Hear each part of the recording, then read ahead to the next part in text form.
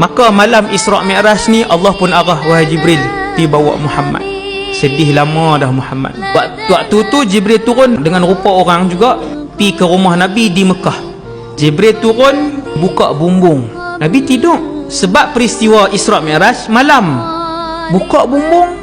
Lepas tu Jibril bagi tahu, wahai Muhammad, ada berita gembira. Jibril pun turun, lalu Jibril pun buat pembedahan ke atas dada Nabi sallallahu alaihi wasallam. Bedah yang fizikal. Cerita saya bawa malam ni insya-Allah kesemuanya sahih. Maka malaikat Jibril belah dada Nabi, bersihkan dengan Zam-Zam, kembalikan.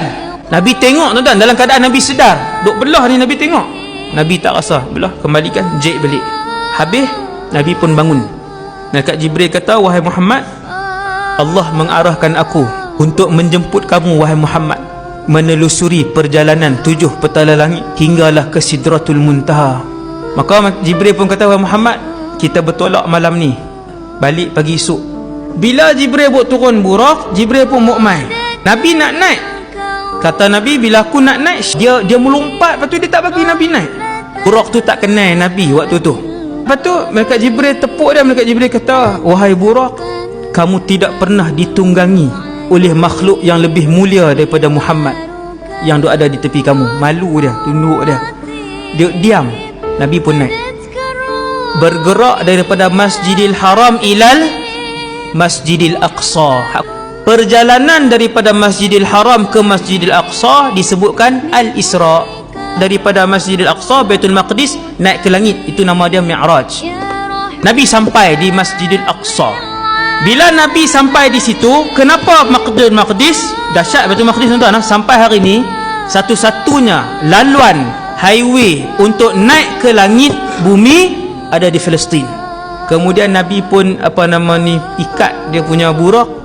Kemudian Nabi pun masuk masjid. Tuan-tuan tahu siapa yang Allah Ta'ala buat main? Para Nabi dan Rasul. Bila semua para Nabi dan Rasul berdiri untuk solat apa? Wallahu alam, tidak dinyatakan dalam hadis, tak ada. Cuma Nabi berdiri dengan semua Rasul dan Nabi lain. Maka semua Rasul berdiri. Nabi tak duduk depan lagi tuan-tuan. Waktu tu Rasulullah tak duduk depan. Maka ketika itu malaikat Jibril pilih Nabi kita, Nabi Muhammad. Malaikat Jibril kata, taqaddam, ke depan wahai Muhammad. Maksudnya yang paling alim, yang paling wara', yang paling bertakwa di kalangan semua Rasul. Sebab tu Nabi digelar Sayyidul Anbiya wal Mursalin, penghulu segala Nabi dan Rasul. Nabi pun semayang. Habis semayang, Nabi pun teruskan perjalanan dia Mi'raj, naik ke atas. Nabi naik, Jibril bawa. Sampai di langit pertama, pintu langit tutup. Malaikat Jibril minta izin untuk masuk. Malaikat langit pertama tanya, siapa? Man? Dia kata, Jibril. Ana Jibril, aku Jibril. Malaikat yang jaga langit pertama ni tanya, siapa dengan kamu? Malaikat Jibril kata, Muhammad. Adakah dia diundang? Malaikat Jibril jawab, ya. Waktu tu pintu langit dibuka. Nabi pun masuk. Nabi sebut tebal dunia langit pertama 500 tahun perjalanan. Tapi disebabkan waktu tu yang bawa Nabi Jibril, lajulah sebab Jibril ni besar. Kemudian kata Nabi, malaikat banyak. Di setiap langit ada malaikat. Dalam duk banyak-banyak malaikat ada seorang orang. Nabi pun tengok, ish, tinggi 60 hasta. Nabi pun tanya, wahai Jibril, siapa? Malaikat Jibril kata, ayah kamu Adam, pi bagi salam. Nabi pun pi, assalamualaikum. Nabi Adam jawab, waalaikumsalam. Selamat datang anak yang soleh dan Nabi yang soleh. Habis Nabi pun minta izin. Nabi kata, jarak daripada langit pertama, bumbung langit pertama, nak pi ke pintu langit kedua 500 tahun perjalanan. Dia 1000 dah. Ya, 1000 tahun. Naik langit yang kedua, maka Nabi jumpa 2 orang. Nabi jumpa Yahya dan Nabi jumpa Isa. Lepas sebut, selamat datang saudara kami yang soleh dan Nabi yang soleh. Itu tak sembang dah, naik atas. Macam itulah semua jarak daripada bumbung langit kedua nak pi ke pintu langit ketiga 500 tahun. Lepas tu langit ketiga tu pula 500 tahun.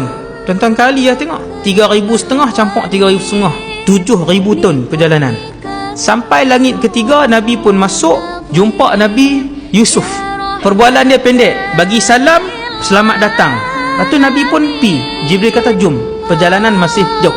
Habis langit ketiga, Nabi pun naik langit keempat. Sama cerita dia sama. Minta izin apa semua, naik jumpa Nabi Idris. Lepas tu pergi ke langit kelima, jumpa Nabi Harun. Sampai langit keenam, jumpa Nabi Musa alaihissalam. Bila Nabi nak pergi tu, dia menangis. Dia tunduk, dia menangis. Nabi tanya, kenapa Musa menangis? Malaikat Jibril jawab, Musa menangis kerana melihat umat kamu lebih ramai daripada umat dia yang masuk syurga. Lepas tu Nabi Muhammad pun pergi naik. Nabi pun tengok di langit ketujuh ada bangunan. Indah bangunan tu. Nama bangunan tu Baitul Ma'mur. Baitul Ma'mur ni Kaabah malaikat. Nabi kata ada malaikat Allah Ta'ala cipta dia daripada hari pertama rokok sampai bila-bila. Nabi kata aku tengok para malaikat ada yang sujud daripada hari pertama Allah Ta'ala cipta sampai bila-bila. Dan aku melihat para malaikat yang solat, mereka berada dalam satu saf yang lurus. Dalam duk ramai malaikat, tiba-tiba ada satu orang manusia relax je, dia duk sandak kat Baitul Ma'mur. Nabi kata betapa muka dia sama dengan aku. Nabi tanya, wahai Jibril, siapa dia tu? Jibril kata, Ibrahim alaihissalam. Nabi pergi kat dia, pergi salam. Nabi Ibrahim pun kata, selamat datang Nabi yang soleh. Nabi Ibrahim kata, wahai Muhammad, sampaikan salam aku kepada semua umat kamu.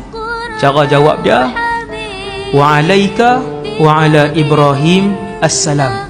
Wahai Muhammad, bagi tahu ke umat kamu, syurga ni wahai Muhammad, tanah dia wangi. Air dalam syurga semua boleh diminum. Sungai susu, sungai madu, sungai arak, sungai ayam.